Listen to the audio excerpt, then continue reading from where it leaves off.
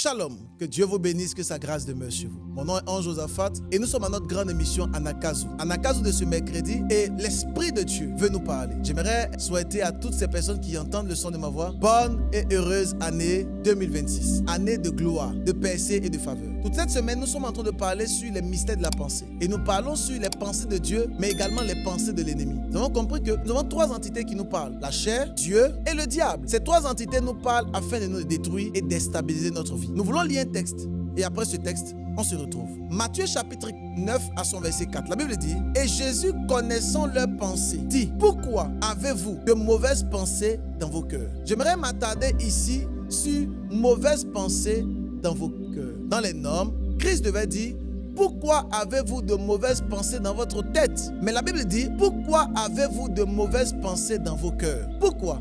Parce qu'en réalité, la vraie pensée selon Dieu ne vient pas de la tête, mais elle vient du cœur. La Bible dit, c'est de l'abondance du cœur que la bouche parle. Toutes les pensées qui viennent vers toi et qui sortent de ta bouche viennent premièrement de ton cœur. Et tu dois comprendre, excellent enfant de Dieu, que si ton cœur a été touché, si ton cœur a été impur, c'est sûr que tes pensées seront complexes. J'en ai expliqué la semaine passée et je parlais sur comment être délivré de l'envoûtement ou encore j'en ai parlé sur les esprits qui attaquaient notre âme. Vous devez comprendre que lorsque l'âme est affectée, notre capacité à réfléchir, à penser est également affectée. C'est en cela que Dieu dit, pourquoi avez-vous de mauvaises pensées dans vos cœurs? Souvent nous avons de mauvaises pensées dans nos cœurs et ces pensées qui viennent de notre cœur influencent notre avenir et notre devenir. Je lève la main comme prophète. Je prie pour toi. Toutes les mauvaises pensées qui se lèvent contre toi soient brisées par la puissance du Seigneur. Je déclare maintenant à ce Anakazu de ce mercredi que tu sois complètement libéré des pensées de l'ennemi. Sois libéré, sois libéré, sois libéré au nom puissant de Jésus-Christ. Vous devez savoir, excellent enfant de Dieu, que l'Esprit de Christ est sur nous et que nos pensées doivent être des pensées pures. Heureux ceux qui ont le cœur pur,